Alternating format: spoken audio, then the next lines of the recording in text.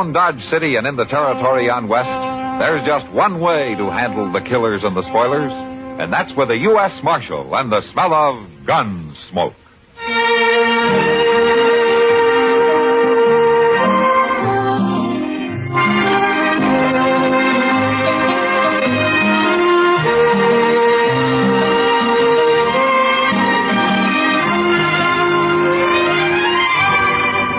Gunsmoke, starring William Conrad. The story of the violence that moved west with young America. And the story of a man who moved with it. I'm that man. Matt Dillon, United States Marshal.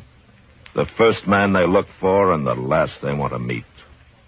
It's a chancy job, and it makes a man watchful. And a little lonely.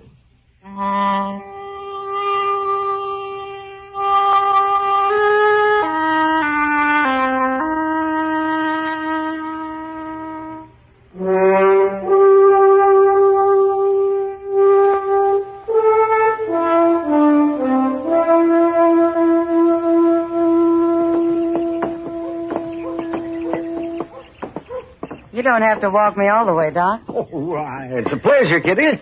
I don't often get to be seen with a beautiful woman. Now, Doc. Yeah, that's true. What's more, you know it. Oh, there you go. And I was just beginning to enjoy myself. There's Matt. Just came out of his office. Let's go say hello to him. He's sitting down. We better hurry before he falls asleep. Wish I had a job like his. Say, where's Chester these days, anyway? Yeah, he's still visiting a friend out at Fort Dodge. Some old army pal from the war. Is he ever coming back? Of course he'll be back as soon as he gets tired of the cooking out there. Matt, you've got company. Hello, Matt. Hello, Kitty. Doc, why don't you sit down? Thank you. Just for a minute. I gotta get to work pretty soon. You been shopping? Yeah, but I didn't buy anything. What about all those clothes and stuff you told me you ordered? Well, that's different. It is. Well, sure. No, don't explain it to me now. It's too hot today. Who's this? I don't know. He's a stranger to me. Well, he's from Texas, that's for sure. Look at that rig.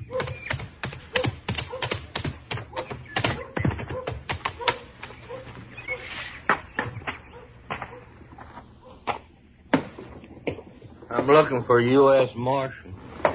You're wearing a star. Maybe you're him. Sit down, stranger. You Matt Dillon? That's right. Oh. Well, I'm Phil Jacks, Marshal. With a herd of 3,000 San Saba cattle, about 5 days' drive from here. Name of the trail boss is Dolph Quince. Dolph Quince? Well, he was in here last year. Give him my regards, will you? Well, he says for you to ride back with me, Marshal. What? That's all he said. Me to bring you back. Well, can't you tell me what it's all about? It's about Kansas, Marshal. Kansas? We don't like it. Oh, you're running into trouble, huh? We're about to quit driving cattle and turn into an army, Marshal. Yeah. You go get yourself a drink, Jacks. Meet me here in about a half hour. I'll go with you.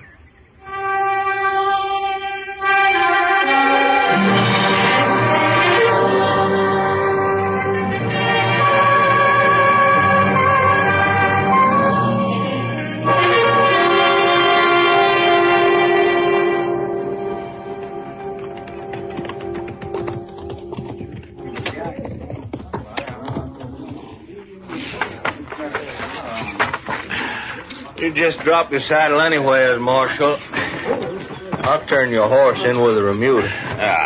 All right. Thanks, Jacks. You will.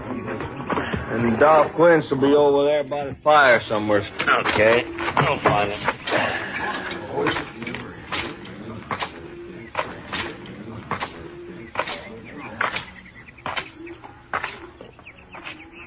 Hello, Dolph. How are you, Marshal? Good to see you again. Hey, it's fresh meat in camp. Ask the cook for a plate. Oh, thanks. I will. Well, now, I'll go with you. I need some more coffee. You like buffalo veal? Huh? One of the boys wrote and shot a calf this morning. Sure, I like it fine. Guess it was buffalo that scared our horses last night. Whole remuda broke loose. Hey, cook, give this man a plate of meat. Yeah, sure thing, Dolph. Yeah, it looks mighty good, doesn't it? Give me some coffee, will you? Yeah. Thank you. Sure. Nestor woman came to the bed ground before daylight this morning and asked if we had any little calves that had been dropped during the night. She probably picks up calves from all the herds that pass this way. We'd have to get rid of them anyway. So I'll let her have them, even if she was a Kansan. Oh? You know, if it had been a Kansas man asked for calves, I don't think I could have talked these boys into allowing it. Oh, is that so? It sure is, Marshal. Tell me, Dolph, have you seen any Kansas Jayhawkers on the way up? How'd you know? That's a pretty good guess. 2 nights ago, some of them Jayhawkers managed to sneak up on Snyder over there when he was out on guard. They stripped him and flogged him and stampeded the cattle. We had our hands full for the next few hours, or we might have caught up with them. Any trouble since? Well, not yet. You know, Dolph, the ordinary Kansan hates Jayhawkers as much as you do. There's nothing but shifty, murderous criminals. They got started on the Missouri border during the war, and they got the taste of blood in their mouths. And now it's like I got no place to go. We can show them a place. Well, they're bandits, that's all. You got bandits in Texas, but that doesn't make every Texan one, does it? It's kind of hard to make the men see it that way, Marshal. Yeah, I know it is. I just hope they understand it before a regular war breaks out.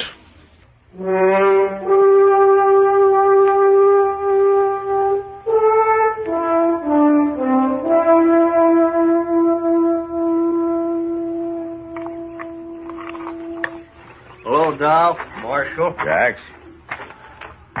Join you if you don't mind. Sit down, Jax. I've been sitting here drinking coffee, complaining to the marshal about our welcome in Kansas. Yeah. I heard the trail drivers buying off them Jayhawkers, $2-3 a head.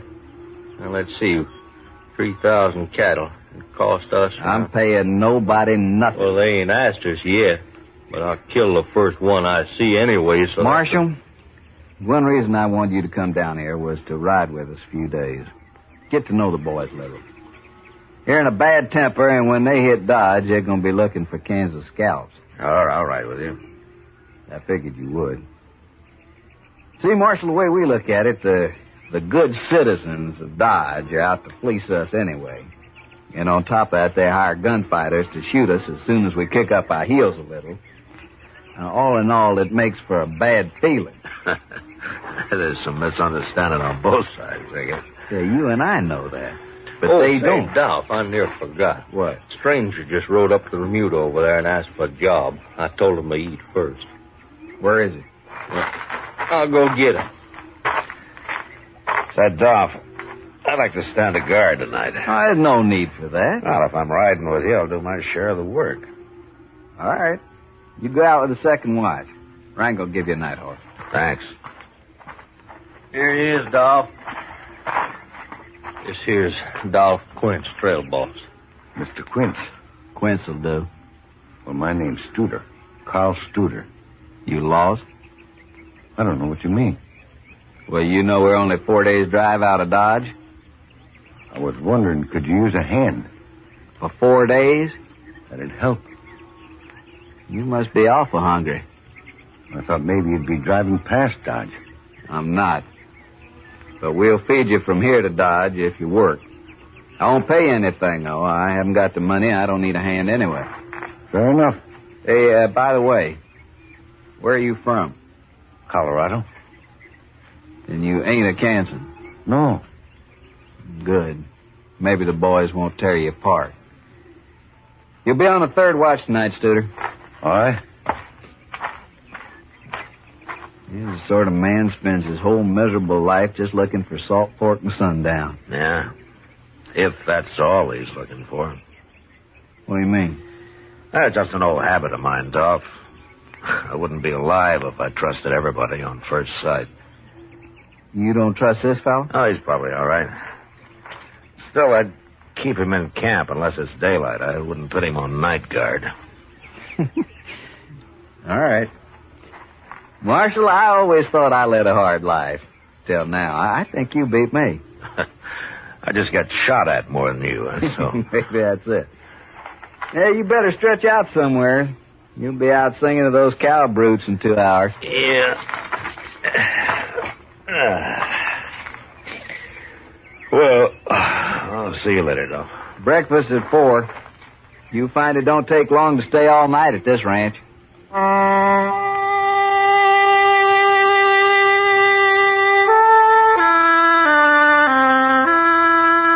didn't have much chance that night to get to know the boys on guard. 2 of us rode around the herd in opposite directions, singing or humming a little to let the cattle know where we were. And after 2 hours, we were relieved by the 3rd watch. But at breakfast the next morning, the men treated me a little less like a gunfighter hired to shoot them when they got to Dodge. After the cattle had grazed for a few miles, we got them on the trail, and I started to forget that I was a lawman myself. Jax and I were riding the swing of the herd when Dolph Quince loped up behind us.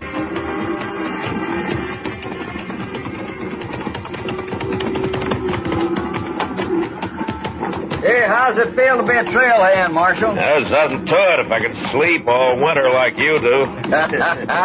Where would you spend your money? I already offered to trade jobs with him, Dolph. Hey, look, you 2 crossed the Cimarron yesterday. What's it like? Now, the water's gone down. You won't have any trouble. I was also thinking about the sand. Well, it was sound where we were, Dolph. Yeah, then we'll cross right there. You go up ahead and ride point, Jack, and lead us to it. All right. Take that new fella Studer with you. I don't need him. I want him up front where I can see him. Oh, okay.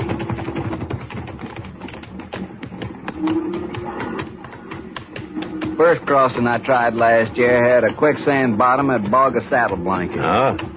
Lose many cattle? 30 head. Couldn't even dig your tails out. You know, Dolph, I sometimes wonder if it's worth it to you, driving cattle up here. Well, Texas is bankrupt, Marshal. War broke us.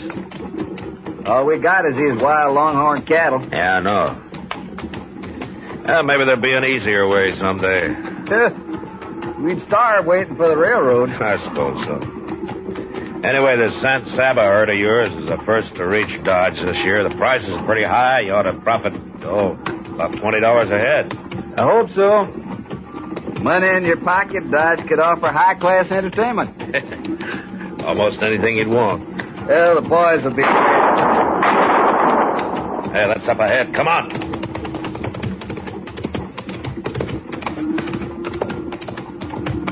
Look, he got a blanket. He's starting a stampede. Yeah. Is that Jack's horse running loose? Yeah, and here's Jack's lying on the ground. They shot him, Marshal. That man with a blanket, that's Studer. I'm going after him, Dolph. You take care of Jack. Here go the cattle there off. Get him, Marshal. Get him alive. I'll get him.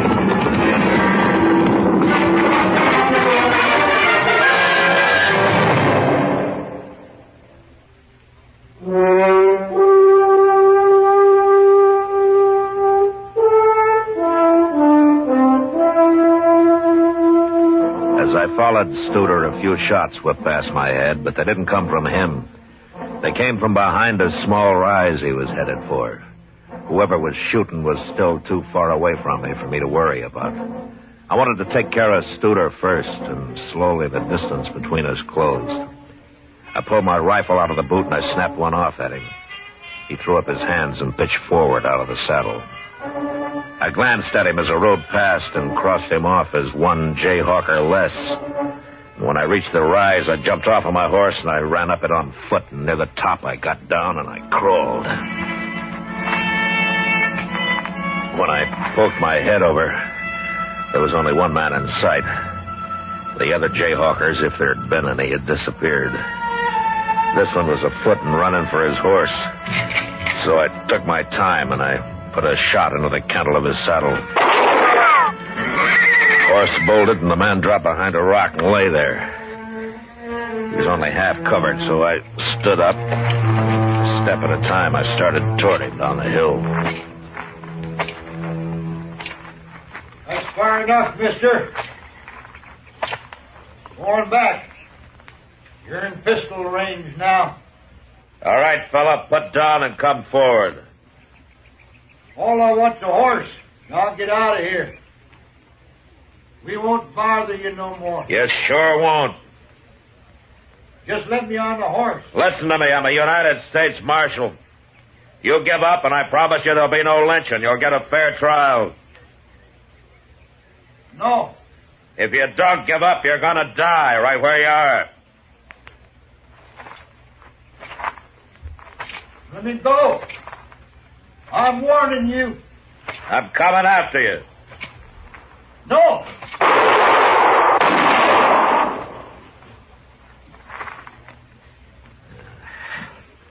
You just had to try it, didn't you?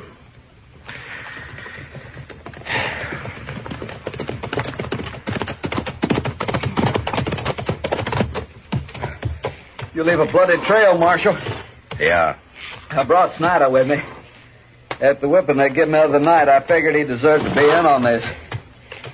Guess I'm too late. Looks like the marshal's done taking care of everybody. Be glad you don't have to kill a man, son. I don't think I'd mind, Marshal. Yeah, I know. Tell me, Dolph, how's Jax? There.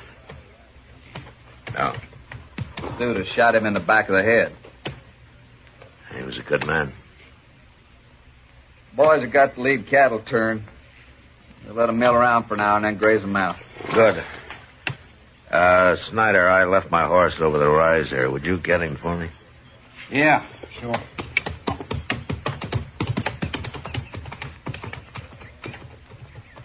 Looks like you walked right down onto this man. Well, I tried to take him alive like you asked. Guess I just wanted to hang him myself. Anyway, I'm glad he's dead. Yeah, sure.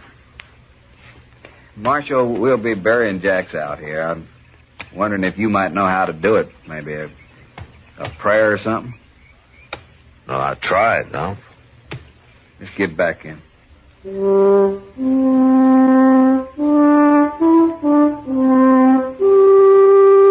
When we got back to where Jax had fallen, the cook had driven the chuck wagon up and was busy fixing coffee for the men, even though it was far from noon.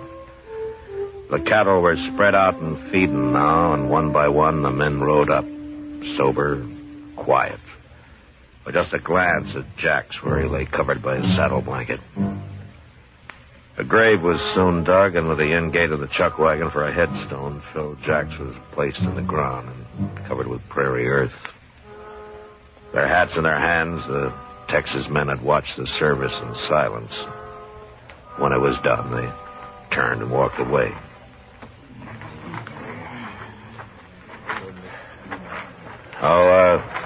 Snyder. Yeah? I want you to do something for me, huh? What? Well, I smuggled a quart of wagon yard whiskey out of Dodge when I came down here. The cook's got it hid in the chuck wagon. Well, now, Marshal. It's not much, but it'll cut the alkali in your drinking water. Why don't you get it and pass it out to the men, huh? Mighty decent of you, Marshal. Always wants a drink of the Marshal's whiskey. Get on over to the chuck wagon.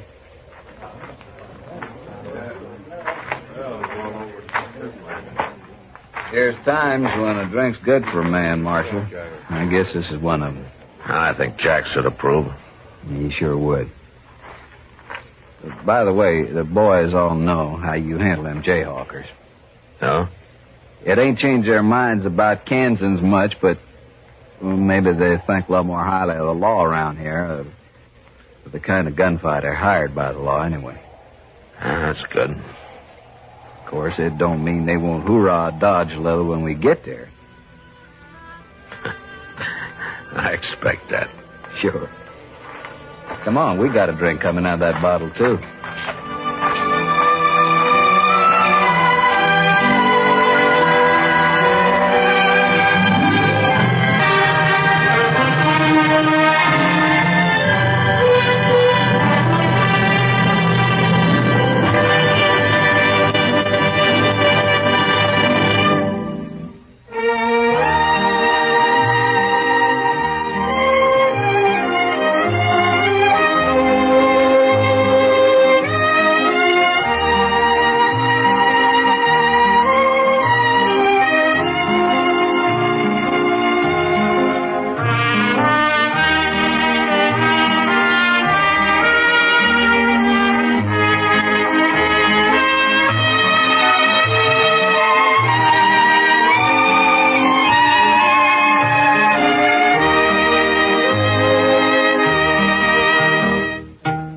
Gunsmoke. Produced and directed by Norman McDonald, stars William Conrad as Matt Dillon, U.S. Marshal. The script was specially written for Gunsmoke by Les Crutchfield, with editorial supervision by John Meston. The music was composed and conducted by Rex Corey. Sound patterns were by Ray Kemper and Bill James. Featured in the cast were Parley Bear as Chester, Howard McNear as Doc, and Georgia Ellis as Kitty.